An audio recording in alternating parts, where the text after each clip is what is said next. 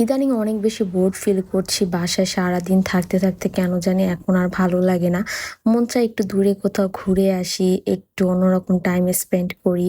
So hello everyone, কেমন আছেন সবাই? আশা করি সবাই ভালো আছেন। তো আজকের ভিডিওটা একদম সকাল থেকে শুরু করছি। সকালবেলা উঠেই দেখলাম বৃষ্টি পড়ছে। তারপর একটু চা খাচ্ছিলাম ব্রেকফাস্ট করে। তো আমার না ইদানিং এখন আর বাসায় ভালো লাগে না। মন চায় একটু দূরে কোথাও ঘুরে আসি। কিন্তু কি করব? সারাদিন বাসায় থাকি। আর আম্মু মজার, মজার খাবার তৈরি করে ওগুলা খাই। আমার দিনের শুরুটাও হয় খাওয়া দিয়ে আর শেষটাও হয় খাওয়া দিয়ে। তো এই রেসিপিটা কিন্তু আমি অলরেডি শেয়ার করে দিয়েছি। আম্মু খুদের চাল ভাজা দিয়ে নাড়ু বানিয়েছে। অনেক মজা হয়েছিল। তো আমি কিছু বক্সে রাখছিলাম যেন আমার যখন ক্ষুধা লাগে তখন আমি খেতে পারি। অনেক মজা হয়েছিল। তাই আমি সবগুলা একটা বক্সে রেখে দেই। তো তারপরেই তো আম্মু দুপুরবেলা ডিম ভাজবে। ডিম ভুনা করবে। তো আমাদের বাসায় ডিম সিদ্ধ করার থেকে ডিম ভেজে ভুনাটা আমরা সবাই পছন্দ করি। তো আম্মু সেইভাবেই ডিম ভুনা করে। আমাদের এইভাবেই ডিম ভুনা খেতে অনেক বেশি পছন্দ। তো আমি জানি অনেকেরই এইভাবে ডিম ভুনা অনেক বেশি পছন্দ। লাইক সিদ্ধ ডিম ভুনাটা না মনে হয় যেন ডিমের ভিতরে কিছুই ঢুকে না, কোনো মসলা ঢুকে না। বাট এইভাবে ডিম ভুনা করলে কিন্তু মনে হয় যে ডিমের মধ্যে সব মসলা ঢুকে আর খেতেও অনেক মজা লাগে। তো আম্মু যেদিন বাসায় এই ডিম ভুনাটা করে সেদিন আর কিচ্ছু লাগে না। তো একটু বেশি করেই ভুনা করে, কারণ আমরা অনেক বেশি পছন্দ করি। সবাই অনেক বেশি, বেশি করে খাই। তো তাই আম্মু একটু বেশি, বেশি করে ডিম ভুনা করে।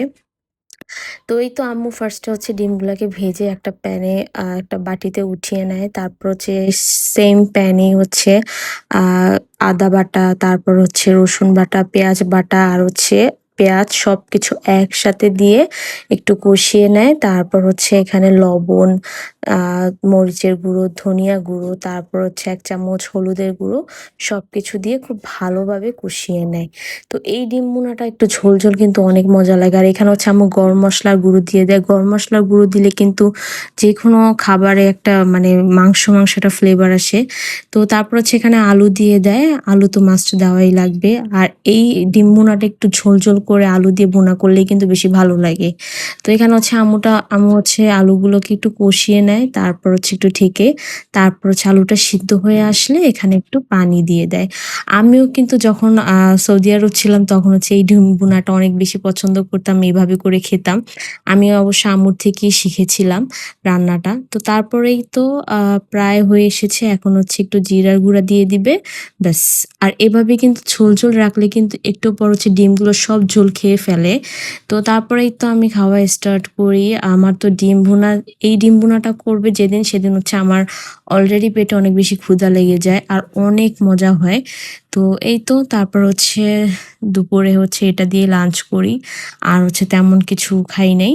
তো তারপর ওই তো বিকেলবেলা সন্ধ্যায় একটু আমার পাউরুটি দিয়ে ডিম ভাজা খেতে অনেক ইচ্ছা করছিল।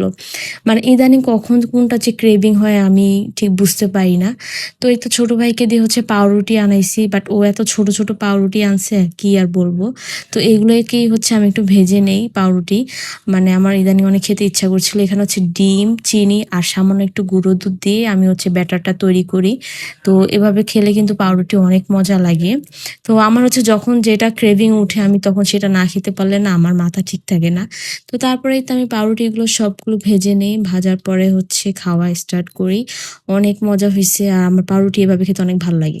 তারপর একটা কফি নেই। আমি না ইদানিং কফি খাই না খুব একটা। বাট আমার সেদিন কফি খেতে খুব ইচ্ছা করছিল। তাই আমি একটু লিকুইড দুধ গরম করে তার মধ্যে কফি দিয়ে দেই। তারপর একটু গুঁড়ো দুধ দিয়ে দেই যাতে একটু ঘন হয়। তো এই ছিল আমার আজকের ভিডিওতে। আশা করি সবার ভিডিওটি ভালো লেগেছে। আল্লাহ হাফেজ।